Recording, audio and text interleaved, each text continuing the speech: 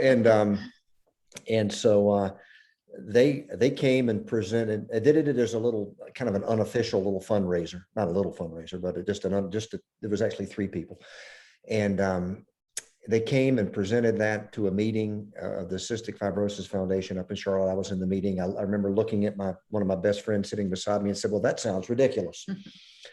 And then they presented it. The foundation said, "And we're going to do that as a fundraiser for next year." And my buddy looked back at me and said, "We're in, right?" And of course we were. So in 2010, I think I have that year right, we did the very first Xtreme hike out of the Charlotte chapter. And for logistical reasons, it was moved off the Art Loeb Trail and onto the Appalachian Trail. But we still did 30.1 miles. And then the next year, it was very popular, very successful. And the next year we did it again. The exact same piece of trail, just hiked it the other direction. And then it was successful, and they did it again. And then it became so successful that they had to add another hike. And so now they do a spring and a fall hike. And it was so successful that the concept spread across the country, and many chapters of the Cystic Fibrosis Foundation, many of the state chapters started doing them. We moved to Lancaster, we were living in Charlotte. No, we were living in Greenville at the time. Yeah. And then, although our bases we're both from Charlotte, so that's our base out of Charlotte. But we moved to Lancaster, Pennsylvania, and we're part of getting the central chapter of the Cystic Fibrosis Foundation involved in a hike up there. They paired up with the Delaware chapter, and they did a hike at a beautiful area called Ricketts Glen, and Jenny and I participated in that. We were working on trying to get another hike that was just the Central PA chapter, and then I was asked to move back down to Greenville. So we moved back down here in 2016. Anita participated in another hike out of the Charlotte chapter, which is now, I think that's the Western Carolinas chapter now. Right. And so she did a hike on the Appalachian Trail from Damascus to Grayson Highlands. And we also learned about the Arizona chapter. They do a rim to rim hike of the Grand Canyon, the North Rim down the South Kaibab Trail up to the Bright Angel Trail. And so we participated in that. And in the midst of all this, we were living in Greenville and just really enjoying all the hiking that we were doing up in the what's known as the Blue Ridge Escarpment, which is right where the Blue Ridge Mountains start coming up out of the upstate of South Carolina. And just said, you know, we need to do a hike here. And conversations with Jen Nielsen and with the Charlotte chapter, and we've put together what we believe is a really cool, if you want challenging, this is your hike, because it's going to be tough, but that's one of the reasons you do it. And I think it's one of the reasons for the success of the Xtreme hike is, you know, the great strides of the world, and all the little events are wonderful. And you go to someone, and very generous people will give you $10, $20, $100 maybe for walking 3 or 4 miles or running a few miles. But when you tell someone that you're going to do a 30-mile hike with over 6,000 feet of elevation gain in one day, after they pick up their jaw off the floor, they usually open up their checkbook and are willing to really support that kind of effort, because most people realize that it takes quite a commitment to do that. And so these are generally very successful from a fundraising standpoint, and the bonds that you create by suffering with other people for 30 miles and all the training and all that you do are just fabulous. The community that comes together out of these extreme hikes is really, really special. So I talked a lot, but covered it. She's really the hiker in the group. Matt, I will tell you that Anita and I just completed a through hike of the Foothills Trail 2 weeks ago. So that's, as you know, if you've been doing the section hikes of it, it's a special, really special. It's a beautiful trail. We'll be on about 6 or 7 miles of the Foothills Trail is all we'll do, because we will, and I think we'll talk about that maybe later, Annie, but we'll combination of the Foothills Trail, the Palmetto Trail, part of the Pinnacle Trail, the Ridge Trail, the Table Rock Trail, and we put it all together in a really cool loop that you'll enjoy, and you will be challenged, but you can do it. I promise you, you can do it. The only thing that's actually required is some preparation. Yeah. And then just a willingness to put the next foot in front of the next foot in front of the next foot until we get to the end. And every time you think you can't, remember why we're hiking, and that the folks with CF don't, quitting is not an option for them. So it can't be for us. There, anything else you want to say? I'm done. Nope. You covered it. I talked enough. Thanks, John and Anita. And yeah, we'll go over the trail just a little bit more in just a moment. Jenny, I can hand it over to you. Hey everybody, my name is Jenny. I'm a 38-year-old mom with CF, and I was diagnosed with CF as a baby. I think I was about 3 months old, and growing up had a typical CF upbringing with lots of hospital visits, IVs. I think it was, from what I remember, I think it was around college, early college for me, so early 2000s, when all of a sudden new treatment after new treatment started to come out. Hypertonic saline was a big one, Toby was a big one, and all of these treatments and new medicines that came out to treat CF were all made possible because of events like these. Of course, the biggest news is about 6 years ago, the gene modulators first started coming out. And those are the first drug in the history of CF that actually treat the root cause of CF. The first one that came out was Kalydeco, then Orkambi, then Symdeko, and now we're at Trikafta. And Trikafta has been, for me and for many other people with CF, kind of a life-changing drug. For the first time in my life, my lung function has gone up instead of down, which, at the chronic illness, you just kind of go on a downward slope your whole life. And it's been kind of a miracle just to all of a sudden have a jump up. So again, it's events like these, and the Xtreme hike is one of my favorite. We participate in a lot of the CF fundraising events, but the CF hike, the Xtreme hike is one of my favorites. As my dad mentioned earlier, I did participate doing part of one year, and it was really hard, but a lot of fun. And I love volunteers. It's just a really fun weekend in the mountains. And like I said, these new drugs have come out and changed the lives of people with CF. It's just a really exciting time.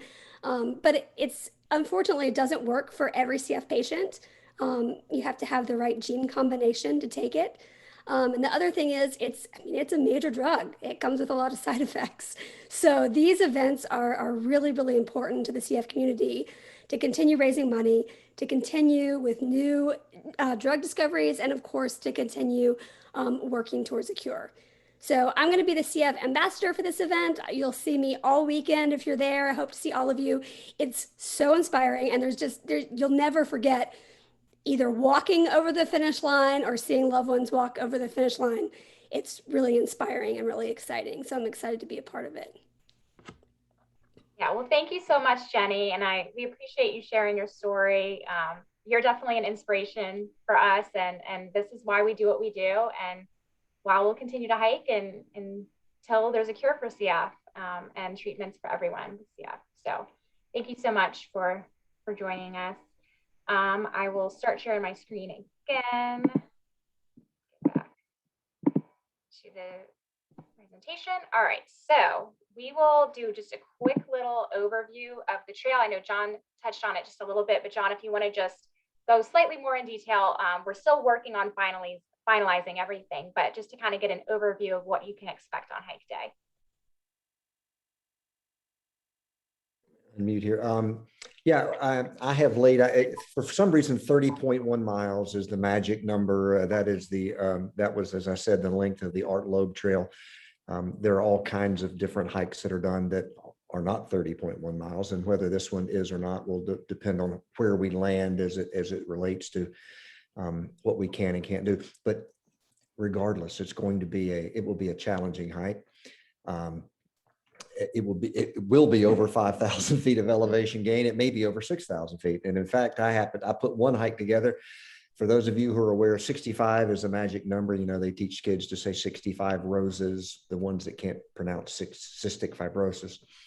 And 65 is a magic number. And I actually did one hike and the elevation gain was 6,565 feet, which seemed like a sign, but who knows if that's the actual one we'll do.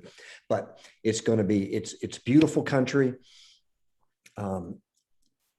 We will start at Table Rock State Park and hike up to the highest peak in South Carolina. Actually, Sassafras Mountain, the North Carolina, South Carolina state line goes right through the viewing platform at the top of that mountain. And a little over 3,500 feet, 3,500 feet. Mhm. And then that'll be on the Palmetto Trail. Then we'll come back down the Foothills Trail. And about 5 or 6 miles down from there are some very little known. In fact, you'll never find a map to it. You'll never find anybody tell you how to get there, but there are some 3,500-year-old petroglyphs, a couple of hundred circles carved into the bald rock face, just right about 1/10 of a mile off the Foothills Trail, that they predate the Native Americans that did these, predate the Cherokee in Western North Carolina. Hardly anybody knows about them, but it's really kind of cool. So we'll zip by there and see those. We'll go up and over Pinnacle Mountain, another one of the tallest peaks in South Carolina, and then hike out a very difficult hike to Table Rock, which is one of the most expansive and dramatic views in all of South Carolina. And then we'll hike back down. So and in the process, we'll also skirt around Hickory Nut Mountain. Hickory Nut, is that right? Hickory Nut Mountain, yeah. and which is the other highest peak in South Carolina. We won't go over that. We'll go around it. And we have about 8 miles in, there'll be a place to take a break, maybe eat a little early for lunch, but we'll be able to sit down, change your socks, get a little hydration and some nutrition. And then right about the midway point, about the 16-mile mark, is we'll get to Sassafras Mountain, and there's a place for that again. We'll come back around about 8 more miles, and there'll be one more place to get restocked and maybe take a quick break, and then we'll finish up. And it's going to be, Anita and I have hiked all of these in different sections. We haven't put it all together yet. We did do the first 16 miles. And it's tough. And then I did the second 16 miles. Yeah, I didn't. But we haven't done it all in one day. Haven't done it all in one day yet.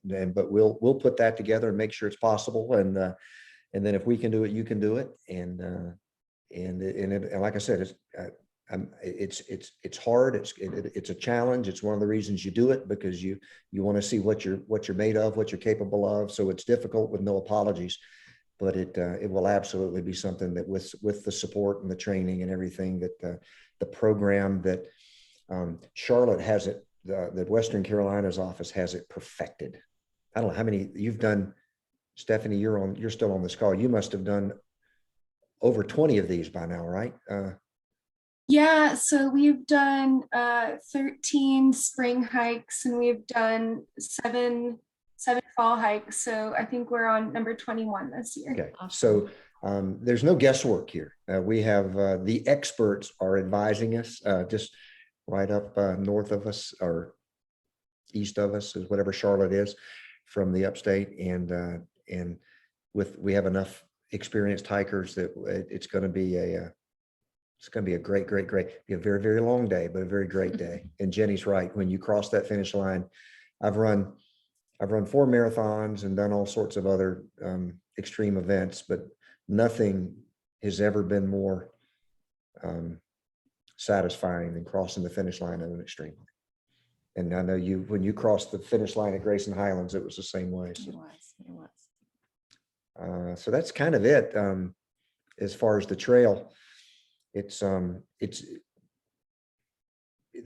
lots of ups and downs, and it's kind of the classic, what they call the green tunnel. crossing over streams and walking through lots of, in October, I think maybe up there, the leaves will just be beginning to change. There probably won't be a ton of color there yet, but it's going to be beautiful. And that's a great time of year to hike. You don't want to do it in July or August. Yep. Yeah, well, thank you so much. John and Anita have worked very hard to kind of put the trail together. So even, no matter what we do end up finalizing, it's definitely going to be worth it. It's definitely going to have some beautiful views and will be a challenge no matter what. So I'm super excited to introduce the trail once we have everything finalized. And just to kind of give you a quick little overview of, what you might need to bring on hike day, making sure you have adequate footwear, a hiking pack. We do recommend bringing hiking poles since there's going to be some varying uneven terrain, and hydration bladder. Make sure you have all the water you need. A headlamp, since we will be starting, it may still be dark when we start and finish the hike, since it's going to be a long day. Adequate rain gear. It's going to be rain or shine. And then of course, bring your sense of adventure with you. And we will certainly provide, the nutrition and food that you need to get through the day as well. And then we will do a training program. I know obviously, 22 to 30 miles of hiking is daunting for many people. I've personally never hiked that long at a time.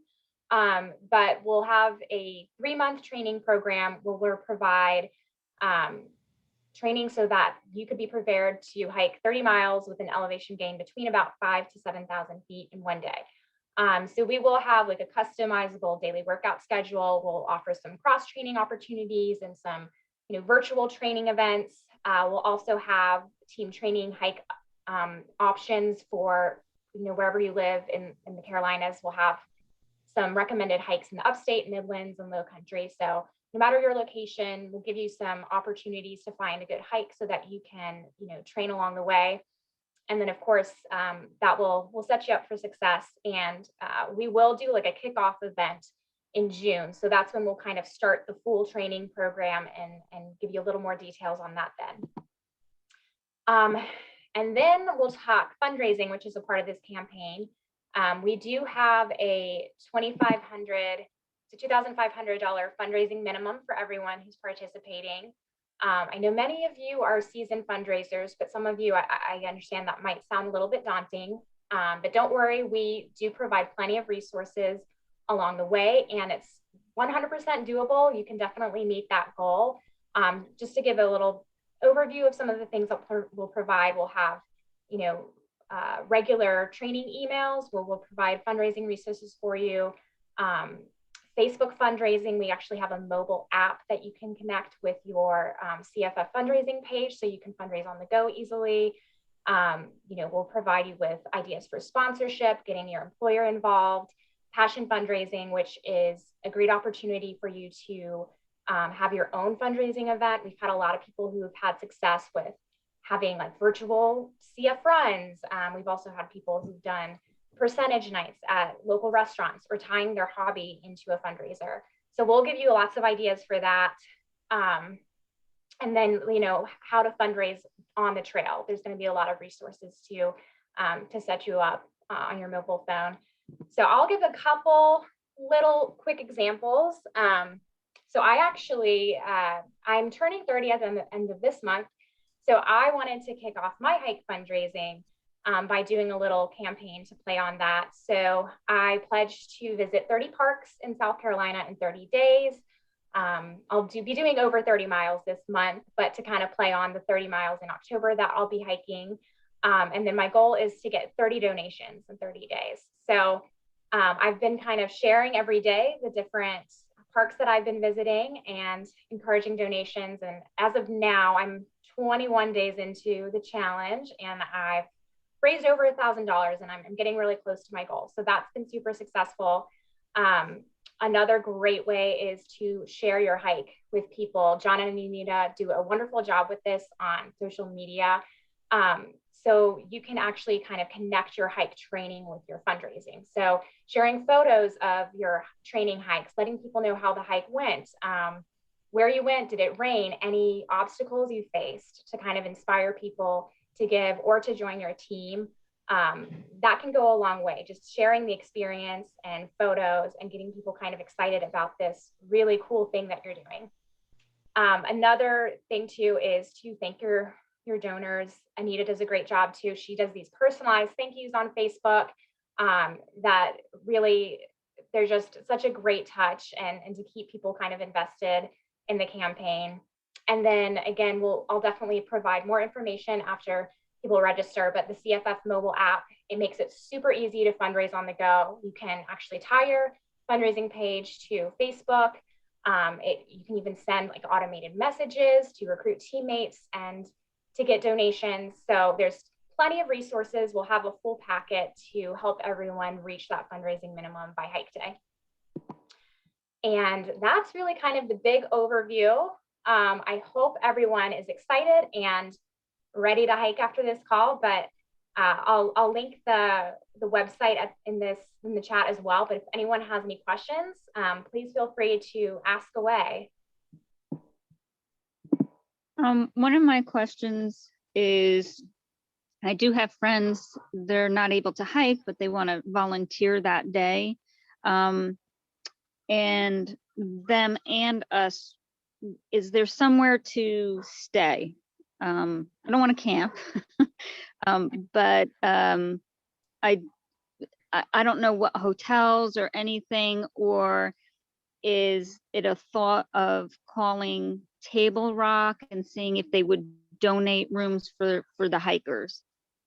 So right now we just have the 1-day hike approved. So we're not currently providing accommodations for anyone hiking, but there are some hotels in the area. We actually have one we kind of let know that we have an event going. So I'll certainly send you the information for that to book accommodations. I think that would be some key info to like, because Yeah. that was one of our curiosity things, especially as we start sharing it with friends and family as well. Because almost anyone we have involved, it's going to parallel into being able to be given kind of, here's the information, here's where you can stay, here's like, the easier you make it, the more likely they're willing to do it. Yeah, totally. Yeah, so we'll provide that information so everyone's kind of ready to go, because I know awesome. A lot of people are going to be traveling, so I definitely understand that. I camp that way a lot with my scouts, and there's so many state parks in that section of the state that have a lot of really cool cabins you can rent to. And if anything, just to go stay for a weekend and then go hike and kind of hang out after, but it's really cool. The Table Rock State Park is, it's about a half an hour, a little over maybe a half hour from Travelers Rest. So there are hotels there, and add another 15 minutes and you're in Greenville. So there's, Lord knows how many hotel rooms are in Greenville. So that shouldn't be too big an issue. And I see Susan asked a question. So she asked, do you have an idea of when we'll start the hike? And then do you have a maximum or minimum number of hikers?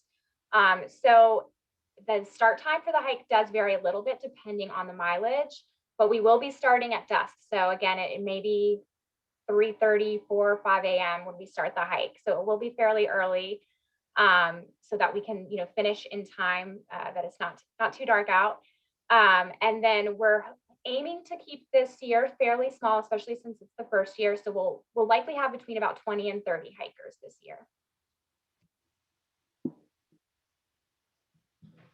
And hey guys, I'm new to the joining from a fundraising perspective, and knowing that there's a cap on it at 20 to 30 is good to know too. But when it comes to the raising 2,500, like if I created a team or something like that, how did and had 3 or 4 people that wanted to hike with me, because I could probably get 10 people to go with me, but is that 2,500 a person, or is it like a team that I would say as a team we would set an amount? Yeah, so it is 2,500 a person. So but again, it is doable. I know it sounds daunting, but we will provide I guess where I'm coming from is like, I get it, and I think I could be on board with that. But if I could have plenty of friends that would donate and come hike to support it and post about it, but to say, hey, you now have to fundraise yourself, I'd probably lose them at that point. So Well, yeah, if you have anyone interested too, please feel free to send them over. We can do a meeting with John and Anita to kind of give them some more information that might make them feel a little more comfortable with that idea as well. And I'd actually like to chime in on that too. So what we do for the Western Carolinas chapter to alleviate kind of some of that burden is maybe you're more seasoned as a fundraiser. So it's a team total. So it is still $2,500 per person per hiker, but let's say you have 3 hikers. So that's 7,500. It doesn't matter how you get to 7,500 as long as you do it. If somebody raises $4,000, if somebody raises $1,000, but you hit your team goal, that's something that we do.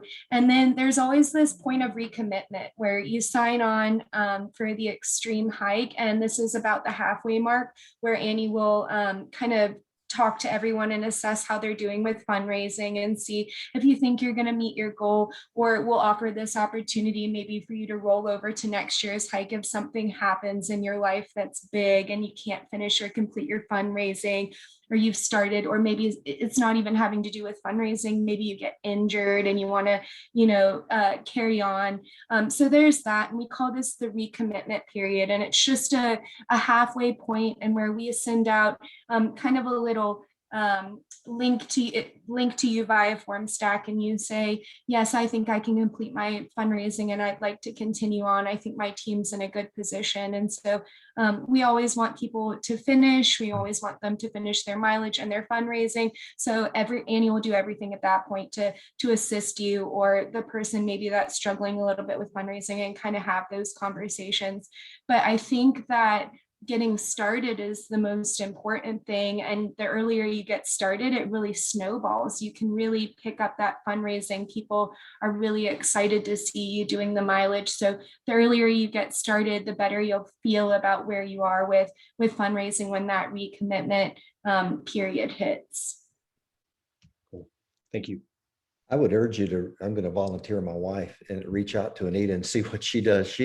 As far as I'm concerned, she's the master of using social media. She writes these wonderful thank you notes, and in the post includes her donation site.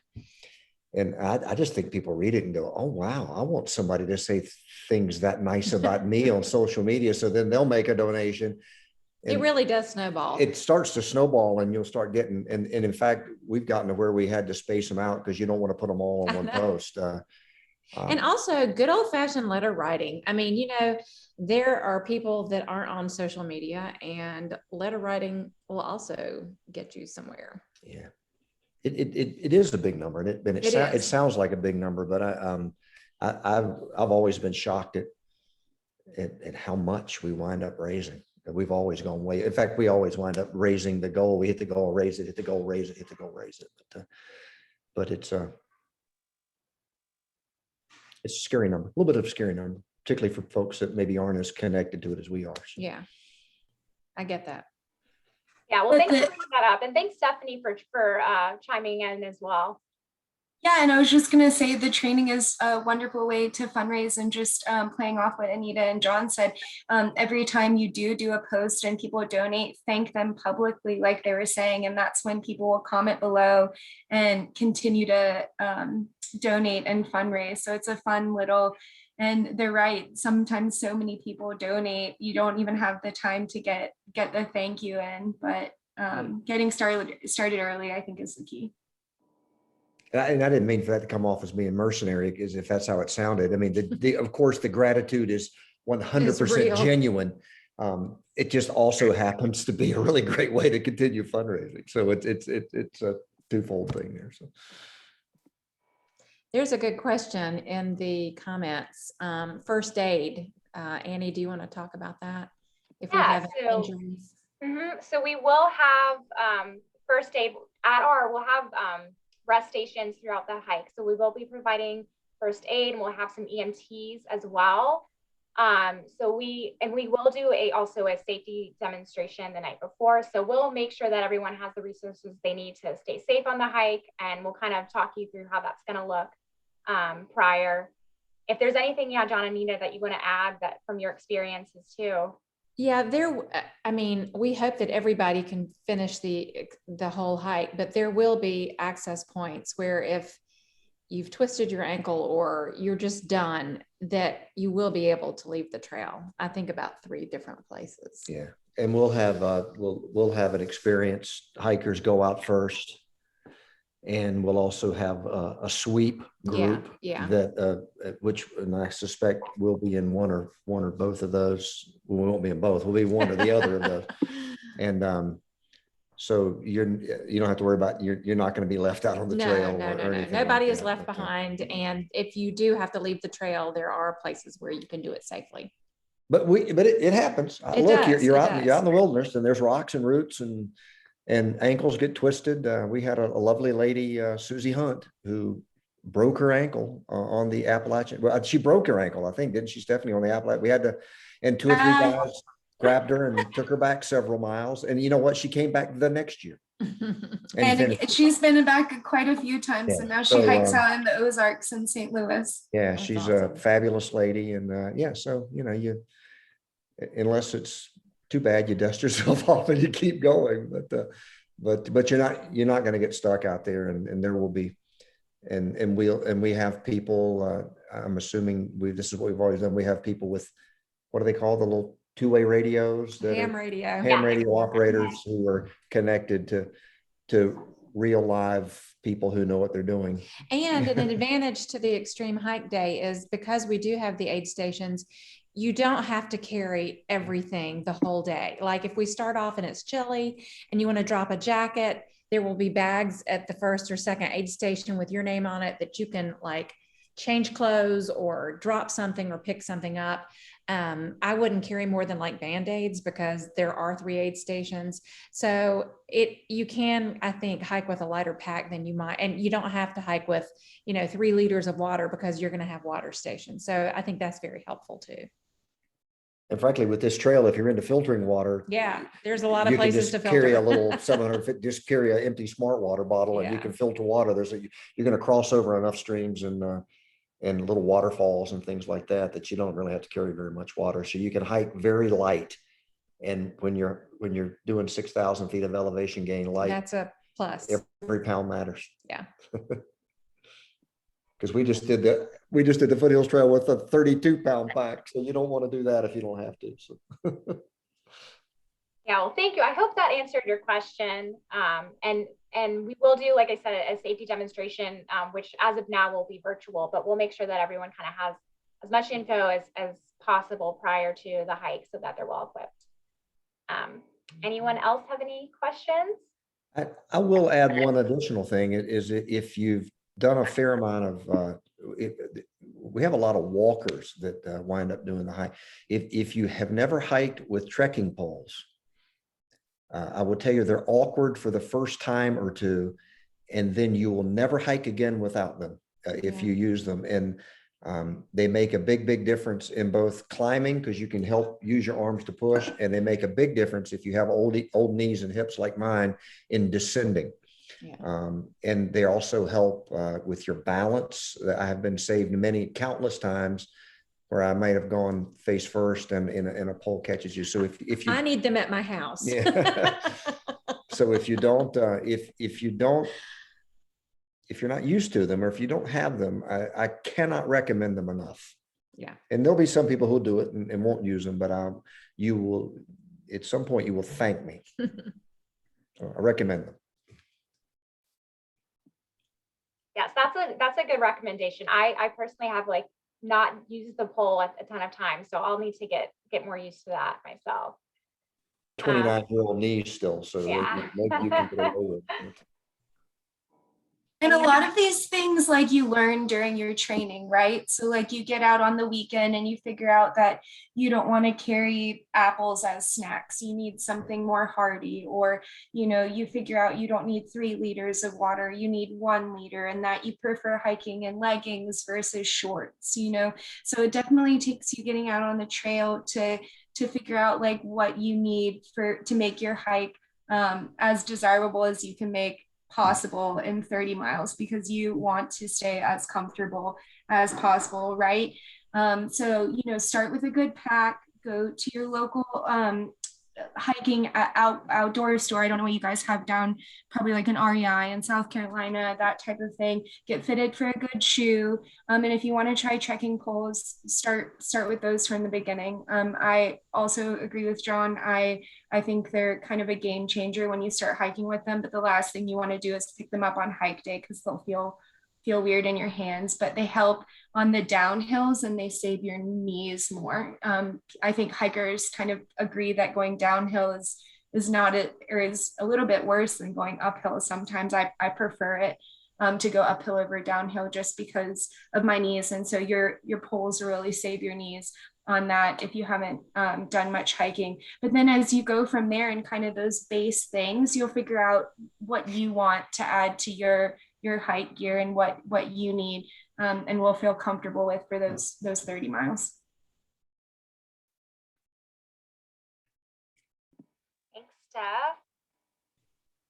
Anyone else have any questions, comments? Renee, hi, welcome. Hi, how are you? Nice to see you.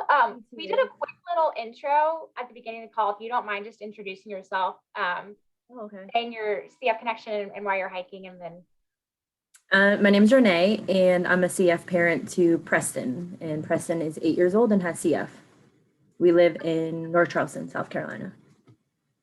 So, yeah, that's why I'm hiking.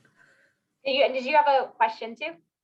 Yeah, I did have a question. So obviously right now we are in Great Strides fundraising time. So I've kind of tapped into my network. Like I usually have my designated people that donate to me every single year. So I've already really tapped into that network somewhat. So I'd have to create a whole nother network or, really kind of just try to get them to donate more money since we're not really doing in-person fundraisers right now because of COVID. So I was just kind of curious as far as the fundraising cap. I mean, obviously I'm going to do my best to maybe reach like 3,000 or 3,500, maybe even more. You never know once people realize what we're doing. But what if my network I can't squeeze $2,500 out of them? I know that when we fundraise for the state, like for our chapter, it all goes to the same place. But I wanted to see how that works necessarily. If I'm at like, 2,375, if that means I'm not going to be able to hike versus I had already raised, let's say 2,500 to 3,000 in Great Strides. And should I stop Great Strides and then start with the hike now? Or because the more people that donate to Great Strides aren't going to donate to the hike. You see what I mean? So I'm kind of like in limbo right now. What exactly do I do? Because we usually use that Great Strides account for the whole year. Like it'll be Christmas time and we'll post that Great Strides account and people will donate to it, Yeah. No, I mean, I do understand that. We do have a couple people that have, participated in more than one event with CFF. So I think the uniqueness of this will definitely be to your benefit, and kind of playing on, like Stephanie, John, and Anita said, like playing on the actual hikes that you do and sharing that experience. You may get some new people who are interested in donating. And if you're ready to, if you're ready to register, I think the earlier you start fundraising for hike, the better. So, I mean, that would be a great way to kind of announce, hey, I'm doing this cool new event, follow me along throughout this journey, and sharing that with people and getting people kind of excited to support a new event as well. Okay. So Jen Nielsen, if you're there, don't be upset. Jen might have some more. Don't be upset if I stop fundraising for Great Strides. Jen probably has more feedback on this. Hey, I just messaged you in private message. I said, I will help you and we will make this happen. You will, you will hike in October. I'm making this happen for you. If Eve is going to come down from Connecticut to hike with you. Oh yeah, I will do whatever I need to do so she can hike. Yeah, we're making it. I wouldn't worry about it. We got you. Yeah, we're here to help. I mean, Ken's here to help too. But I mean, we'll make sure, like, any concerns that you have along the way, like if you do hit a roadblock fundraising, like we'll figure it out with you. Like we'll be doing regular check-ins, so you're not just kind of like in this alone. We're not just going to send you all off. Like we'll all keep in touch. And also too, like this is a great network. This is going to be a smaller event this year. We have again, it might be 20 to 30 people. So we will all get together and we can share ideas with one another. And that will be a great motivator too. Like there's so many things that someone may be doing that you probably might not have ever thought of. So, I mean, I know I've seen so many different ways that people have fundraised and been able to support various events for CFF. So there's tons of ways to get creative, and we'll certainly be here along the way if you have questions. Hey, Renee, I'll just say that it's a real legitimate concern. We deal with it almost every year. Same here. Just because there's always multiple events going on. But I'll just tell you that I've never, in all the years we've been doing all these multiple events, we've never, in fact, I've always been amazed at people's capacity to dig a little deeper when they find out, when they start hearing what you're doing. And that's where you play it up. And you just, you go for this, you play the sympathy card, the picture of you laying down like this. I just did a 12-mile hike, and it's my birthday. Yeah. I'm doing a fundraiser. Yeah, all the things you already know, but a legitimate concern. We deal with it all the time. Everybody that does all these fundraisers do, but I think you'll be surprised at how many. None of us want to become a burden to our friends and our network, but what I have found is so many of those people are just waiting to be asked once again, and they're so thrilled. They know the kids, they know you, they know your heart, they know your passion, and people step up. They just do. Had this conversation with someone at work today that people's capacity for good is overwhelming. So awesome. Thank you. Thank you. I hope that helped. Yes, absolutely. Awesome. And we had the conversation also is that nothing prepares you for hiking like hiking. That's true. Get out on the trail and hike. Walking is fantastic, but if you're walking on the roads, your feet, your ankles, your hips, your knees it's not like stepping over rocks and roots. So if you want to hike, start hiking. 1 mile, 2 miles, 3 miles, but start hiking. Yeah, good point. Flat, low country. Mm-hmm. So yeah, Very Renee's flat, with the low country. So again, that's why we'll do our best to provide options here. There's also 2 places that you don't necessarily have to drive all the way up to Greenville to do some weekend hikes, and the cross training too. I know you have some experience with that, but we'll also provide that to kind of get you ready for some of the incline that you'll be experiencing up in upstate. Box steps. If you have a plyometric box, do box steps. I literally, part of my home workout is just me like running up and down the stairs, and it helps because I'm so used to just walking through the, flatness every day. So.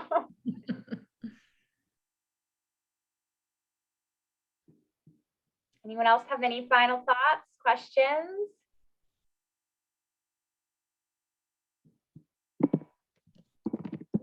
I'll do a follow-up. Well, I'll send all this information with you all as well, but I'm putting the link to the event in the chat if you haven't visited the actual website yet. So if you're ready to register, you can go ahead and get started. And then let me know if you have any questions. But I appreciate all of you taking the time to be here, and I appreciate you all also having your videos on and being willing to say hey and chat with everyone and participate. It's really awesome. So I think, whoever registers, I think we're going to have a really great community, and it's going to be a super fun event. And it's awesome that this is the very first extreme hike in South Carolina. I think that's going to be a really cool thing to be a part of a new event and help kind of shape it and see how it goes. I'm hoping that it grows and gets bigger every year. I mean, like you heard, Stephanie's event in Charlotte, like they have grown tremendously. They have 2 hikes a year with like 75 hikers. So there's potential for that, and you all can be a part of it. So I think it's going to be super exciting to get this thing up and running. Awesome.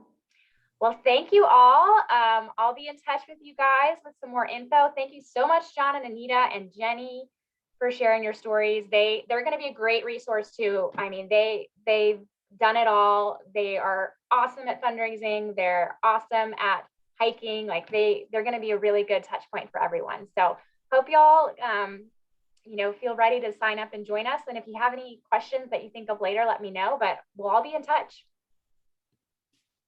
Mike with us. Thanks. Good night, everyone. Good night.